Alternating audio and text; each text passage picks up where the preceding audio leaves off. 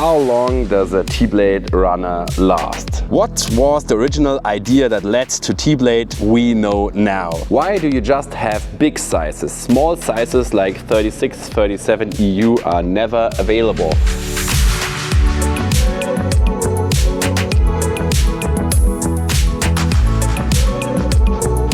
Hey guys, what's up? I'm Patrick from Alpine Freestyle, and today is Q&A time here from the Graph headquarter. But right next to the Graph headquarter is the T-blade headquarter.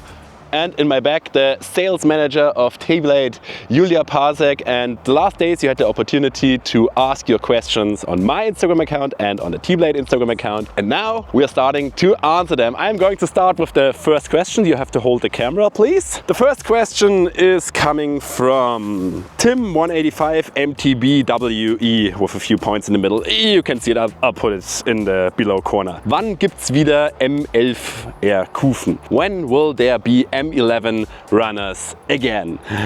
At the moment I'm recording this video, it's the beginning of June, and this is how the 11 runners, here we have the 300s, look in June. That's actually just the blade. This is just the thing that touches the ice, so you can see there's something missing.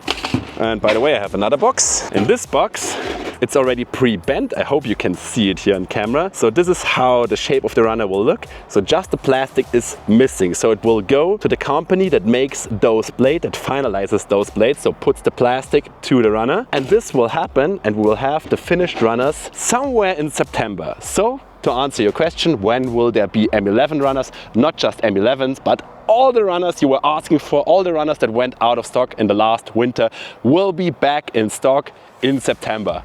Promised. Julia, is that right? Of course. Of course. So first question answered. Next question from Niklas ICD. Will there be a larger variety of holders and stabilizer colors? So more stabilizers, more holders and more different colors. Hard for me to answer, but luckily we have the sales manager of T-blade here. So I'll clip her the microphone. And put her in front of the camera. So, Julia, will there be a larger variety of holder and stabilizer colors in the future? Of course, guys. Oh my God, of course. We are working on a special seasonal color again, like every year. So I'm really crazy about the color. Oh my God, it will be so great. Especially with the new shoes. Stabilizers, holders, we will have, of course, the normal colors. Black, white, normal metallic colors, you know. But the special color will be really great. So there will be hot. More colors. Yeah. More different colors. Yes. Of course, we got that, we take that. Okay, let's check for the next question. Wait, Julia, we have another question for you from Iceman Nico. Wann kommen die Handschuhe wieder? So I guess he's asking, when will there be the T-blade gloves? Yeah. Do you know when they will be back? Yeah. I know you're waiting for the gloves. They will be in stock again end of August. End of August? Yeah. We'll have T-blade gloves back? Yeah. Very good. Perfect. Thank you very much. And I have to carry the other box now. The next question from Tristan. However your second name is spelled, I'm sorry. Try not to drip something here. What was the original idea that led to T-blade we know now? About this question I was talking with the CEO and the owner of T-blade, and long story short, there was a former ice hockey pro, so a very good ice hockey player, and a rocket scientist. We can call him a rocket scientist. Those two guys came together and wanted to find a better solution than the classic hockey blade. It was like in the end of the 90s something-ish, and they wanted to find a build of a holder that is more stiff than the regular holders are, so a better power transfer to the ice. Also, the biggest topic of them was weight. They wanted to have a blade as lightweight as possible, so for the power moves and quick feet moving, they wanted to have a light skate, they wanted to have a stiff skate.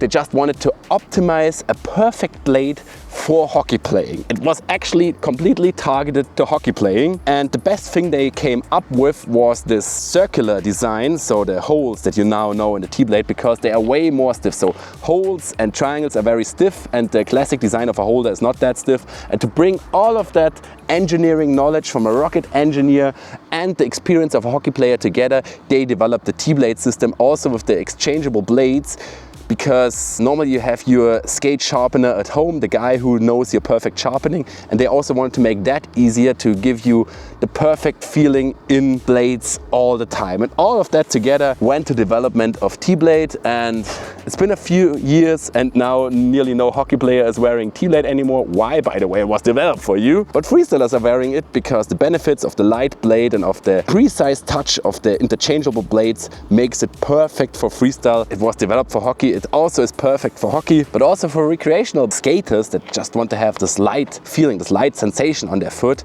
a better power transfer. It's perfect for everybody. And to make the perfect blade for everybody, especially for hockey players, that was the basic idea of a rocket engineer and a former hockey pro. Next question from Igoro. When replacing the T-blades, do you also need to replace the screws? Simple question, but not a simple answer, because there's actually two ways of T-blade here. This is my recommended way. This stabilizer is made with metal screws and metal nuts. You can exchange them for ages, they will last. So basically, if I wear a skate for 2 or 3 years, sometimes a screw breaks, then I have to exchange it, but otherwise they are a good investment because they last forever. A little bit different is it with the plastic screws. Actually, the screws are not plastic. The screws are also metal, as you can hear, but the nuts are not. Okay, it sounds very similar, but obviously plastic, metal. So the plastic screws or the plastic nuts, if you put a screw in there, they get worn out a little bit.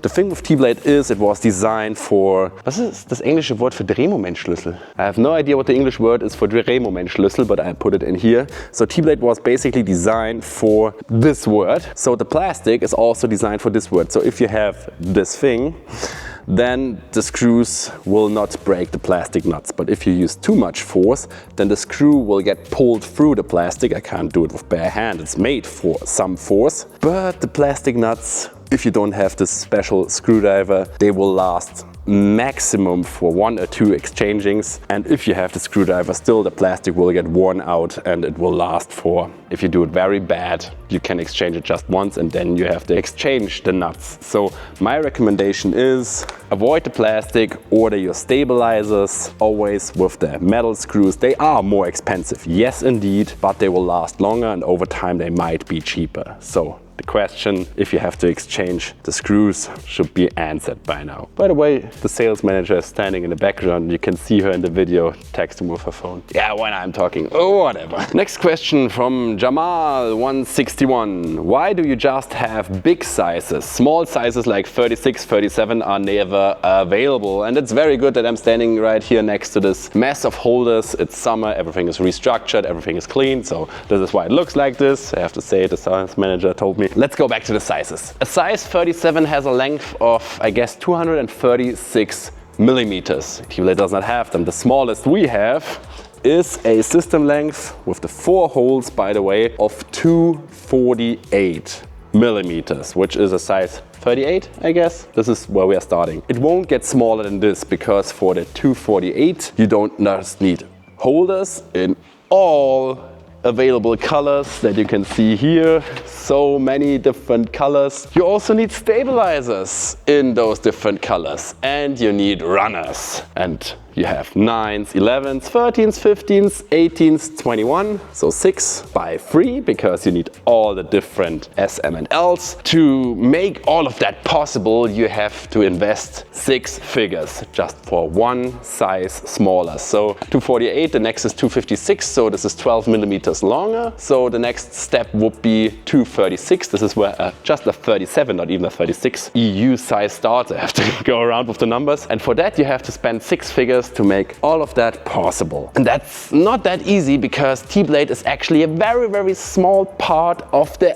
entire ice skating business. And the 37 sizes are a very smaller part of that. And with those small companies, the only thing you can do to make it possible is to sell the most common sizes to actually get the money from the investment back. What I have to say, I was talking with the sales manager, the CEO about this topic. They are considering getting to smaller sizes to reach a bigger group of people, but this is not to be expected within the next years. unfortunately. Sorry for that answer, but it's the honest answer I can give. Okay, where was this? So many of that. Next question from Timo Sandlers. Hi Timo, ich bin gar nicht so weit weg von dir gerade. Wann kommen Flat-Bottom-Messer oder und Profilierung? So when will there be flat bottom runners or profiling in the blades? At first, we already have profiling. S, M and L is kind of a profile. Flat bottom itself, so a standard flat bottom, which is very, very specific. And this is the point we have. This is also the point we have with the smaller sizes. There are not that many people asking for it. Okay, there are more people asking for smaller sizes than asking for flat bottom. So it would not make sense, especially if you think if you design one flat bottom design, you need 6 lengths and 3 shapes, which makes 18 different blades, so 18 more products we have to produce. Again, I'm talking about 5 to 6 figures to develop a flat bottom runner, and nobody knows how many of them T-Blade can sell. So the risk of making that is too high. The target group, just flat bottom in the freestyle scene, not that big. Yes, I know you want it. You have so many special needs, Timo, but T-Blade can't fulfill them. By the way, the guy who's asking this question is skating in a custom skate from Drew, never wearing socks and using Toque blades, I guess, special blades. He's testing out a lot and he has a big knowledge of blades. I gotta mention this, so he's asking those specific questions, and that's the best answer I can give for a company like T-Blade, a very small company. This means to develop an extra blade and not just give it a flat bottom sharpening like it is on other blades. So that's the best answer I can give. Was it in here? 272.11. Yes, it was in here. Alright, next question. Luckily this table is solid. I don't even try to speak your name. T-Blade on Bauer XLS or Bauer Fly 30. This is the Bauer XLS.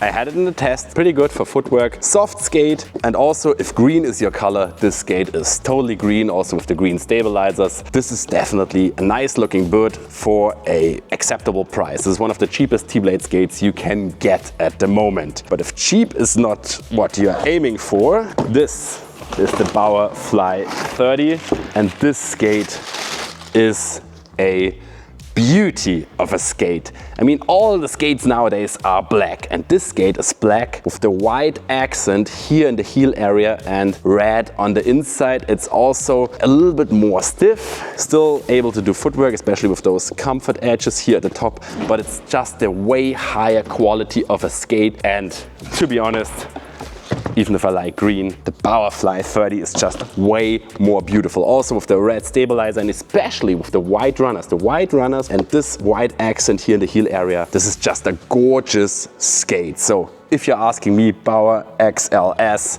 or Bauer Fly 30, definitely Fly 30. By the way, I have to mention it, I wanted to make a skate review about this beauty, but there are not too many of them left in stock. So if you want to get it, buy it soon. High quality, beautiful skate. Absolutely recommend it.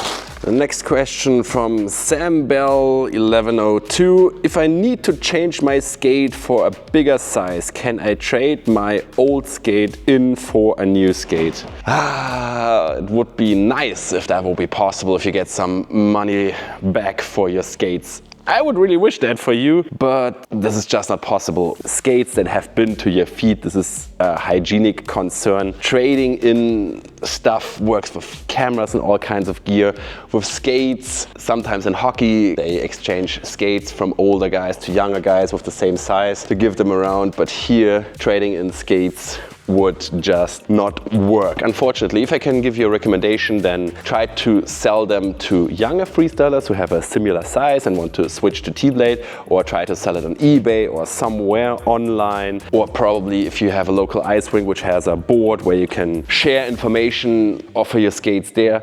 Don't expect too much money from there, but at least you can get some money back here at T-Blade. Unfortunately, this is just not possible. I wish I could give you a better answer than that, but sell them on your own, and then buy the skate you desire. Let's continue with the questions that were asked on the T-Blades side. Max93 is asking, sind T-Blades nur für Freestyler geeignet? So are T-Blades just made for freestyle? Definitely not. As I told you before, the original idea of T-Blade was to develop the perfect or a advanced or just a better system, a better alternative to the classic hockey or classic holders under ice skates actually. So it was developed for ice hockey. It works perfectly for freestyle and for recreational skaters. Why should it not work? T-Blade is for everybody. Jessica wants to know, how long does a T-Blade runner last? Oh wow, that's this question is an easy question, but very difficult and no specific answer. So how long does a T-Blade runner last? Well, the problem is that it depends on where you are skating, how you are skating, how you are using this runner. If you do ramp jumping with this runner, you can ruin it within one session. If you just do recreational skating with this runner, so go to public skate sessions from time to time, it will last for a full season. But if the ice is shit, or you go on lake ice, which is obviously not as good as ice rink ices, it lasts less. It always depends. I exchange my runners, I would say, once a month, sometimes more, sometimes less. As I said, depends on the ice and how you use it. If I use a runner for ramp jumping, then I use it not that long. If I just do my videos on perfect ice at the Max Eicher Arena, like tutorials or anything, they last longer. So it totally depends, but now you know which factors are important, so you can guess how long a runner will last when you use it. Second last question, Basti 1998. Kann man mit T-Blade auch Hockey spielen? So, can you play hockey with T-Blade? Okay, we go back to the first topic, but now I have examples with me. Can you play hockey with T-Blade? As I said, a rocket engineer designed the T-Blade design to make it as stiff as possible for the best possible power transfer. And if you can see, if I try to bend this thing here, nothing happens. If I try the same with the regular, that's a toque holder by the way, I try to bend it without the blade, you can see it goes everywhere with the same amount of force. Again, the T-Blade holder. T-Blade was made to be the better option for the best power transfer. On the other hand, I have to admit that the stabilizers, if they get hit by a puck, they might get damaged a little bit easier. The same with the runners, which are mainly made out of plastic with the running surface, so the, you know, that thing here. This metal. So this metal, if it's connected to the plastic, it's not as solid as a steel runner is. So if you get hit by a puck in the wrong angle, not every time I played hockey with it, it's possible, but if it gets hit in the wrong angle, it might break a little bit earlier, and then you have to exchange it, but you have to exchange the runners from time to time anyway. So it has definitely, as I just showed you, advantages. It also has disadvantages. By the way, one of the biggest advantages, it's way more lightweight. I can feel it with my bare hands that this holder is more lightweight. The whole holder system is more lightweight. It has a better power transfer, but it might get damaged easier. So you can definitely play hockey with it, but it depends on what's important for you. The last question for today from Nico TRM. Ist man zu alt, anzufangen? So are you too old to start? Ice skating? Ice hockey? Freestyle? Whatever the question is, you are never too old to start. For ice skating, I know people that started figure skating at the age of 75. I know freestylers that started at the age of 40, 50. I guess one of those guys was even close to 60 years old when he started freestyle. Ice hockey, of course, there are hobby teams where you can start in the same ages, so you're never too old to start ice skating. So if you're interested in the sport, if you like my videos, don't forget to subscribe to my channel if you don't want to miss more inspirational videos like this in the future. Check out my merch, check out my Instagram, there we'll get more information. And now it's 11:14, so never too old to start ice skating, never too old to start freestyle, but now I'm too old to continue filming. That's it for today, guys. See ya!